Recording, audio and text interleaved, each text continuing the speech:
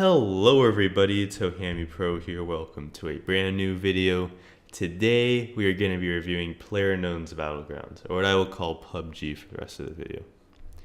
So in PUBG, 100 players jump out of an airplane and fight to the death within a shrinking zone on the map. How you want to win is up to you, but the main goal is to make it to the number one place by surviving the longest. And this can be done in solo, duos, or teams of 4. This game was made by PlayerUnknown, who worked on mods for DayZ and Arma 3, each similar to this with a battle royale style, and those mods were very popular. And then he worked on H1Z1 with the same game mode, but then wanted to split off and made his own game, PlayerUnknown's Battlegrounds. And this game is currently the best-selling game on Steam and the most played. So let's talk about the gameplay of PlayerUnknown's Battlegrounds. So, I don't know about you guys, but I'm a big fan of like the survival genre, and I played a lot of DayZ, and also like DayZ-ish mods for Arma. And what I liked about it is how you go for a long time with not much happening, just preparing for combat. And then when combat happens, it's unexpected, and there's a lot on the line because you spent hours previously preparing for it. This game takes what's good about DayZ and puts it into a smaller time frame. So the problem with DayZ is that you could be playing it for hours and nothing would be happening. It's boring and you just get killed, and there's not much fun in that, especially if you have other stuff to do and you can't just spend all your time running around, because it did kind of become a running simulator at times. But in this game, you do loot, and there is some sort of downtime to allow for there to be the build up to a firefight. But it's compressed into, could be an hour, 15 minutes to an hour each round. That really gives you that experience that a lot of people liked about DayZ and other survival games, but it makes it less costly as far as time goes. And it just makes it more fun, because if you lose, you can just easily start again without going, oh gee, I wasted 4 hours running around the map. The gunplay in this game is great. Like every game, it takes a few tries to really get the hang of it, but once you get the hang of it, it's pretty good. Driving, on the other hand, can be frustrating, although as you play it, you get used to it. But some vehicles I really don't like the handling, and something I dislike is how when you jump out of a car, you can get injured. And I feel like, yes, these games can be punishing, but it can get to the point where it doesn't feel fair. But again, as you play more, you just learn how to work around that, and it's not a major issue. Something which is neither negative or positive about this game is that it does require sound and pretty much all of your attention. I don't know about you guys, but when I play a lot of games, I kind of like to listen to like YouTube or podcast or music or something, but this is not the kind of game to do that, as you could be in a house and you don't know anything about your surroundings and you just hear footsteps on the top floor, and then you know someone's there. And a lot of this game is being aware, not just through seeing, but also through hearing. So if you're into doing a kind of multitasking, this is not the game to do that. But if you are into games where you're pretty involved and you're really focused while you play it, then this is one of those games. The graphics in this game are pretty good. It of course depends on your system and what settings you want to put it on, but I personally am not someone who's too picky about my graphics, but I was pleasantly surprised when I started playing it, because not a lot of people talk about it, but the graphics do look pretty good. Although I did hear that lowering your graphics actually gives you a gameplay advantage. If you turn off grass, then you can actually see people hiding in the grass. But it's not the world's best graphics, but it is pretty good. And honestly, you can judge it for yourself. Performance, I personally did not run into any bugs, or I do run into bugs, so not very often. However, some people definitely do. Just looking it up online, you can see countless list of bugs and glitches that people run into, so be prepared. Although it did recently leave early access, it is a game that's still being developed, and you can understand with so many people on one server and how popular the game is, right? It's the most popular game on Steam. There are going to be issues on the server side, client side, everything, right? But the good thing is the devs are quite diligent about working on them. Although, again, there's a lot of people playing the game, so they don't really get to everything. And I'm not saying this as like an advocate for them, but it is not like those other games where where the devs just stop caring about it. They do put a lot of work into cleaning up the bugs. And just as a note, bugs and lag are often worse right after new updates. For an example, I started playing the 1.0 update a few hours after it was released, and like the menu wouldn't load. So yeah, if you're expecting like the perfect game with no bugs, then this is not the game for you, and I would wait a little bit. Then again, they could increase the price in a bit, but I'll get to the price at the end of the video. So let's talk specifically about the 1.0 update. Things I like is the menu and the theme song they have. It's a lot better than the one in the beta, I think. I didn't like the song in the beta. And the UI is a lot nicer. So they basically polished it a lot. For a while, they only had one map. I don't know how to say it, so I'm not going to try. But it's basically a woodlandish hills map. And it was pretty good. I didn't feel like it was getting old.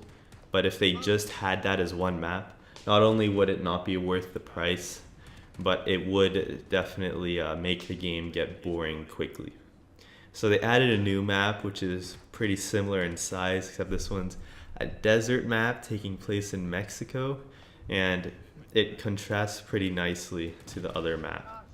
So yeah, I really don't have any complaints about the new map. I really like it. They also added a sort of climbing mechanic, which is not too intrusive or anything. It's obviously not like Assassin's Creed or anything, but I did run into a few situations where the only way to get onto like a second floor, I think it's actually in this gameplay. Never mind, it isn't, but sorry. But where the only way to get to a certain floor is by climbing on some objects. It just makes the gameplay more varied. They also added new weapons, vehicles, and equipment, which I think are pretty cool. That kind of leads me to my other point. I really like the way the weapons look in this game. I don't know, it's just a personal preference, I suppose, but they really did a good job with not just the handling of the weapons, but the way they look and the way they sound and everything. It really feels pretty cool using them. Although not as good as real firearms, guys, don't worry. Something I'm a bit confused about in the new update is that you can only use first person or third person, which is kind of a good thing and in some ways a bad thing. So previously, it was everyone played the same. You could either switch between first or third person as you liked. However, in the new update, when you're choosing a map or when you're trying to find a public server, you choose either first person or third person. And you do not really switch unless if you're in third person and you're trying to aim. And unless if you're in first person, you're in parachute. If you're in first person, you're parachuting, sorry. Then it's in third person, right? So that's kind of a positive because there are advantages to using third person that you don't get if you use first person. You can look around corners, etc. And it's a lot easier to spot people. However, some people like myself prefer to use first person a lot of the time just because it's more immersive and I guess it just feels better indoors and everything. So it kind of makes it more fair that way. It makes it feel like everyone's on the same playing field. It's kind of like Arma, you know, and you know, if you're a fan of Arma, I would recommend this. The developer even, you know, came from Arma, so it's a lot of the ideas from those game modes in Arma. And like you'd find the looking mechanic, you know, all of that's really similar in some ways. But what I was saying is that like I saw some reviews about like from Worth a Buy and people and they're complaining about that. This is kind of fixed. However, I'm just kind of I'm not complaining about it, but if that sounds like an issue to you that you don't like, if you prefer to switch, take that into an account. And if anyone knows more about this, please comment below because I'm a bit confused about if there's a way to do both or not. They added a server browser, which is alright, although the servers are pretty much full most of the time, but it's definitely good they added a server browser. They added a zombie game mode, which unfortunately I couldn't try because the only way to play it, it seems, is through the server browser, and there's only like 3 servers up that I see, and they're all full or private. So I cannot give you information about that, and if you're really just getting this for the zombie mode, I don't know what to tell you because I haven't been able to play it and I really want to try it. They added a cinematic camera mode / replay feature, which allows you to replay your matches, and I really like it. It allows you to kind of reflect on what happened in your matches, cool opportunities to make machinimas and, you know, to maybe retell stories and stuff. Although it does need some work and there are bugs that they have in it, but like everything, the devs are working hard to fix these issues. So in conclusion, this is a really fun game, especially if you like survival games such as DayZ and Arma game modes. But if you dislike the time investment, this is definitely the game for you. And I didn't really hear a lot of people talking about that now, but when I was buying the game, I didn't know that. So I was pleasantly surprised about how it actually feels to play. It is pricey considering the amount of content in the game. Yes, it is very fun. No, I haven't really gotten bored yet, but it is. I'm not sure about the price right now, but I remember it was pretty high, and you only have 2 maps, which are they are good maps. You have great equipment, great character models, sound, everything is great. The only thing is that you're playing one game mode. Yeah, sure, the zombie one, but it's all really similar, right? So it's not like I guess I'm making a lot of comparisons to Arma, but it's not like in Arma where there is a variety of game modes you can try. It's not just one gameplay experience you're getting. In this, you are really getting one gameplay experience. Although, that does lead me to something which I heard the dev mention, because he of course came from the Arma mod community, which is very vibrant, and you know, there's a lot of different stuff you can do in Arma because of the mod community. And he kind of wants to recreate that in PUBG. And I'm very excited for that, although I can see it taking a while for there to really be like other game modes you can try.